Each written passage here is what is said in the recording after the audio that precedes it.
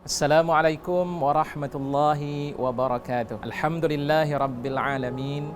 Wassalatu wassalamu ala asyrafil anbiya'i wal mursalin wa ala alihi wa sahbihi ajma'in. Tuan-tuan dan puan-puan, para hadirin dan hadirat yang dikasihi dan dirahmati oleh Allah Subhanahu wa taala, ada satu ayat di dalam Al-Quranul Karim dalam surah Al-Baqarah juzuk yang kedua di mana Allah Subhanahu wa taala berfirman, a'udzubillahi minasyaitonir rajim.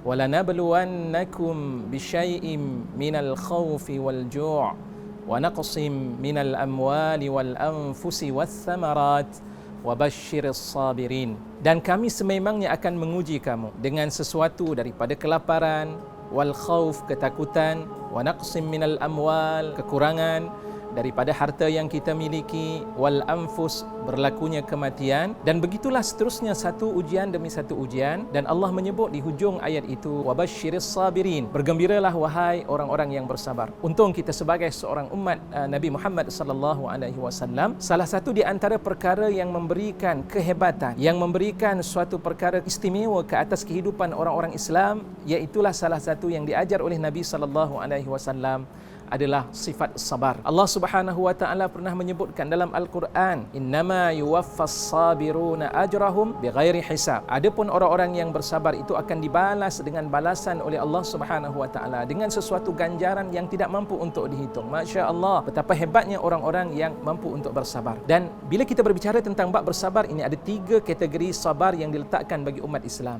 Yang pertama iaitulah sabar dalam kita melaksanakan ketaatan kepada Allah Subhanahu wa taala. Yang kedua, bersabar dalam menghadapi setiap maksiat ataupun perkara-perkara yang diharamkan oleh Allah Subhanahu wa taala. Dan kemudian yang ketiga iaitulah kita bersabar atas segala ujian-ujian dan musibah yang Allah Subhanahu wa taala timpakan kepada kita. Alladzina idza asabatuhum musibatun qalu inna lillahi wa inna ilaihi raji'un. Orang-orang yang apabila ditimpa dengan sesuatu musibah, maka dia berkata inna lillah, sesungguhnya kami adalah merupakan milik Allah, wa inna ilaihi raji'un, dan sesungguhnya kami ini juga akan kembali kepada Allah Subhanahu wa taala. Tuan-tuan dan puan-puan, para hadirin dan hadirat yang dikasihi dan dirahmati Allah, ada suatu doa yang perlu untuk kita amalkan. Mungkin bukan satu doa, tetapi gabungan daripada beberapa doa yang ustaz ingin gabungkan ataupun cantumkan daripada hal tersebut. Yang pertama, ketika kita ditimpa dengan sesuatu musibah, pertama sebutlah dengan ucapan alhamdulillah. Alhamdulillah, pendek saja, tapi kadang-kadang kita terlupa untuk beramal. Sebab apa?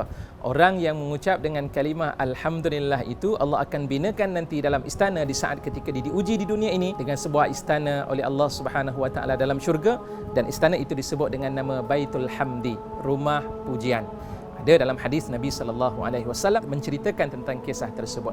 Yang kedua, jangan kita lupa setiap kali kita ditimpa dengan musibah, bukan hanya sekadar kematian, apapun musibah yang menimpa kita, kemiskinan, kesakitan, maka jangan kita lupa untuk kita menyebut inna lillahi wa inna ilaihi raji'un, sesungguhnya kami adalah milik Allah dan kami akan kembali kepada Allah Subhanahu wa taala. Dan kemudian yang ketiga, tuan-tuan hadirin yang dikasihi dan dirahmati oleh Allah Subhanahu wa taala, doa yang ketiga ini yang diajar oleh Nabi sallallahu alaihi wasallam, Allahumma ajurni fi musibati wa akhlif li khairan minha. Allahumma ajurni, ya Allah ya Tuhanku, berikanlah balasan ke atas musibah yang menimpaku. Berikanlah pahala dan ganjaran atas musibah dan ujian yang kau berikan kepadaku. Allahumma ajurni fi musibati wa akhlif li khairan minha, ya Allah kau gantikanlah dengan sesuatu yang lebih baik daripadanya. InsyaAllah dengan kita mengamalkan doa tersebut akan datangnya sesuatu kebaikan dan juga sesuatu kelebihan dan keistimewaan yang Allah kurniakan bagi mereka yang beramal dengan amalan-amalan yang diajar oleh Nabi sallallahu alaihi wasallam. Amalkan doa tersebut, mudah-mudahan kita akan menjadi insan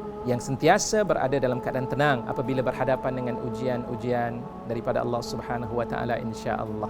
Jumpa lagi. Qulu qawli hadza wa astaghfirullahal azim li wa lakum wa billahi taufiq wal hidayah. Assalamualaikum warahmatullahi wabarakatuh.